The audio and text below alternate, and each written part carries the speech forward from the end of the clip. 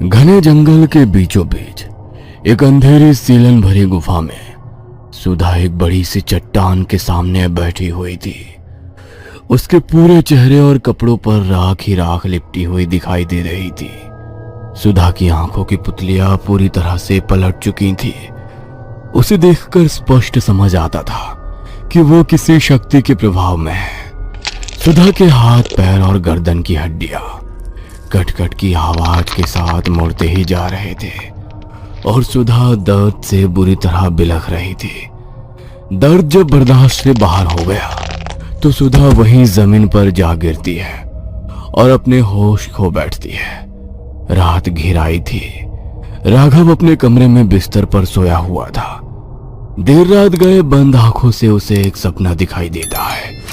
एक गोरी, सुंदर और लंबे बालों वाली महिला के ऊपर अचानक कुछ गांव के लोग हमला कर देते हैं। डायन है ये, कोई भी इसकी आंखों में मत देखना। जल्दी से आग जलाओ इसे और इस कमरे के बाहर सिंदूर से रेखा खींचकर चलो यहाँ से। डायन हमारी उम्मीद से कहीं ज्यादा खतरनाक और शक्तिशाली होती हैं। उसकी नजर पड़ी तो इस गांव में कोई नहीं बचेगा। निकलो यहाँ से।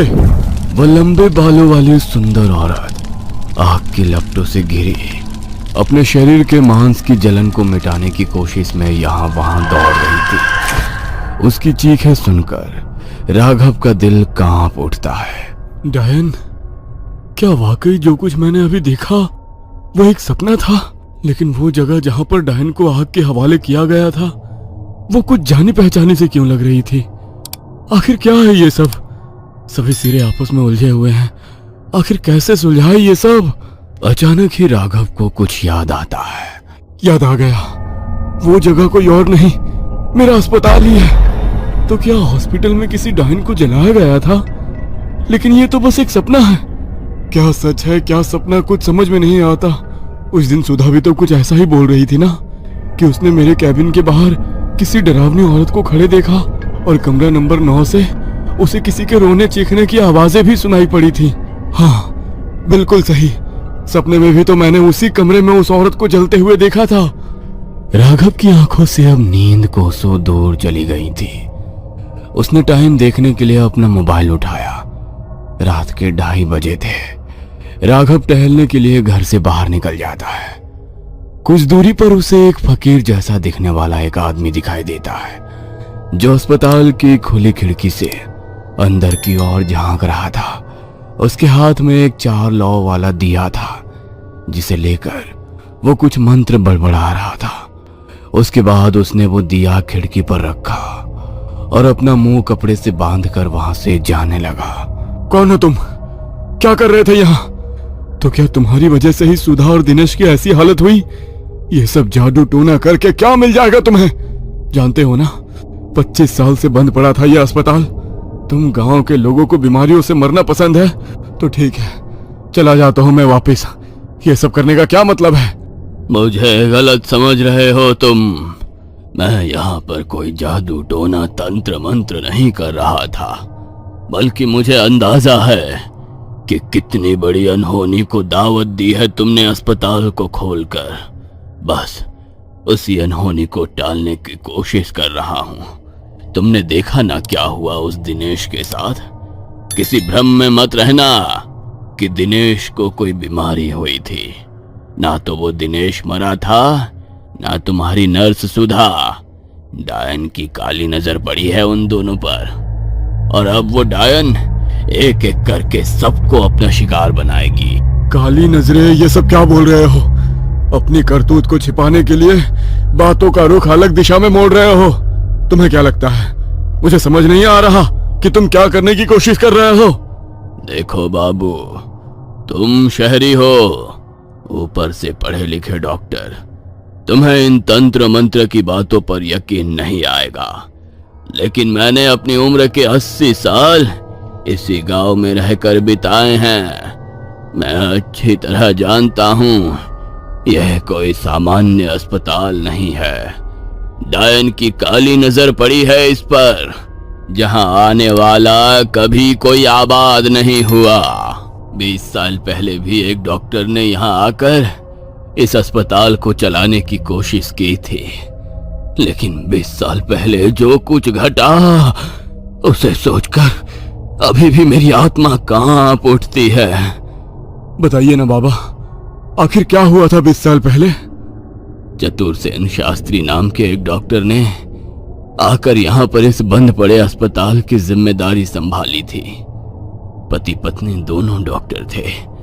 गांव के लोग उस समय अंग्रेजी डॉक्टर और उनकी दवाइयों पर ज्यादा भरोसा नहीं करते थे, लेकिन चतुरसेन शास्त्री और उनकी पत्नी ने गांव में घर घर जाकर लोगों को यकीन दिलाया कि वो बड़ी से बड़ी बीमारी का इलाज कर सकते हैं। गांव के लोगों को तकलीफ में अपना जीवन बिताने की जरूरत नहीं है। शास्त्री जी और उनकी पत्नी के अच्छे स्वभाव से प्रभावित होकर गांव के लोगों ने अस्पताल में इलाज के लिए जाने की हिम्मत बनाई। उस रोज हरिया की पत्नी बड़ी तकलीफ में थी। 2 रोज बीत गए थे, लेकिन अभी तक उसकी प्रसव पीड़ा खत्म होने का नाम ही नहीं ले रही थी। कोई और उपाय ना दिखा तो गांव के लोग उसे लेकर अस्पताल पहुंच गए। डॉक्टर शास्त्री की पत्नी विमला शास्त्री ने इमली का प्रसव कराया, लेकिन जब इमली की कोख से मरे हुए बच्चे का जन्म हुआ तो उसे देखकर इमली का मानसिक संतुलन चला गया। अस्पताल से लौटने के बाद इमली की दुनिया ही उजड़ गई। ना तो फिर उसको कोई औलाद हुई, ना ही उसकी मानसिक हालत में कोई सुधार आया। कभी वो चूल्हे से निकालकर गर्म गर्म राख खाने लगती, तो कभी सड़क पर पड़ी कीचड़ को अपने तन पर लपेटकर पागलों की तरह हंसने लगती। कभी अपने ही बालों को नोचती, कभी पूरा दिन तपती दोपहर में बैठी रहती। अभी तक तो गांव के लोगों को यही लग रहा था कि इमली अपने बच्चों के गम में पागल हो गई है। इमली के बाद अमिया के बाद शेरा। जब एक के बाद एक लगातार इसी तरह की घटनाएं घटने लगीं, तब लोगों को यकीन हुआ कि अस्पताल में कुछ तो गड़बड़ है। एक बार जो इलाज कराने के लिए उस अस्पताल में गया, वह जिंदा लाश बनकर ही वहां से लौटा। अस्पताल में अब गांव के लोगों ने जाना बंद कर दिया था। पिछले कई दिनों से कोई गांव वाला अस्पताल में नहीं गया था, और डॉक्टर साहब और उनकी पत्नी को भी किसी ने अस्पताल के आसपास आते जाते महसूस नहीं किया था। जब 1 सप्ताह तक अस्पताल में कोई हलचल महसूस नहीं हुई, तो गांव के लोगों को शक होने लगा।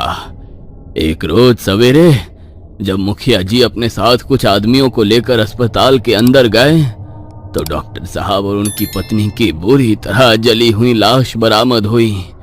वो आखिरी दिन था जब इस अस्पताल में गांव के लोगों ने पैर रखा था। उस दिन के बाद जो अस्पताल में ताला लगा, अब 20 साल के बाद आपने आकर खोला। आपको भी यही कहूंगा, आप इस अस्पताल के चक्कर में अपना जीवन ना गंवाओ। यहाँ के लोग तो किसी तरह अपना जीवन बिता ही रहे हैं। तुम अपनी जान बचाकर भाग जाओ। ऐसे कैसे? इतनी सारी घटनाएं हुई और किसी ने उनकी तह तक जाने की कोशिश नहीं की? क्या गांव के लोगों के मन में यह प्रश्न नहीं आया कि आखिर अचानक से हॉस्पिटल में ऐसा क्या हो गया जो लोगों की जाने जाने लगी? और अगर आपकी बात सच में मान भी ली जाए, तो मैं अपने सपनों में जो देख रहा हूँ वो क्या है? सपना? कैसा सपना? मैंने देखा हॉस्पिटल के वार्ड नंबर 9 में एक गांव के लोगों ने किसी औरत को जलाकर मार डाला, और गांव के लोगों का कहना था कि वो एक डायन थी। क्या मेरे सपने का सच्चाई से कोई संबंध है? तुमने सपने में उस डायन को देखा है? इसका मतलब अब वो तुम्हें भी नहीं छोड़ेगी, बिल्कुल वैसे ही जैसे डॉक्टर शास्त्री और उनकी पत्नी को मार डाला था। बाबा, मुझे पूरी बात बताइए। मैं कुछ समझ नहीं पा रहा हूँ कि आखिर ये कहानी शुरू कहाँ से हुई थी। इस कहानी की शुरुआत 25 वर्ष पहले हुई। सरकार ने आदिवासियों के ऊपर तरस खाकर यहाँ पर एक राजकीय चिकित्सालय तो बनवा दिया, लेकिन जंगलों के बीच आदिवासियों के गांव में कोई भी डॉक्टर आकर अपने जीवन को दांव पर नहीं लगाना चाहता था। कई बरस बीत गए, अस्पताल ऐसे ही खाली पड़ा रहा। फिर एक रोज एक औरत आई, सुनैना नाम था उसका। इतनी खूबसूरत कि अमावस्या की रात में भी पूर्णिमा की चांदनी उसके चेहरे पर चमकती नजर आती थी। लंबी काली लहराती चोटी, बड़ी बड़ी आंखें, मीठी बोली, उसकी बातें इतनी जादुई थी कि सब उसके बस में हो जाते थे। सुनैना ने लोगों को कहा कि वो वैद्य है और हर तरह की बीमारी का इलाज करना जानती है। शुरुआत में तो लोगों को उसके दिए गए पूड़िया चूर्ण से आराम आता था, लेकिन फिर उसके आने के कुछ ही दिनों बाद पूरे गांव में ऐसी बीमारी फैलने लगी जो पहले ना किसी ने देखी ना सुनी। लोगों की त्वचा पर भयंकर फोड़े निकलने लगे। उसके बाद तेज बुखार आता और मरीज अर्ध बेहोशी की हालत में बड़बड़ाने लगता।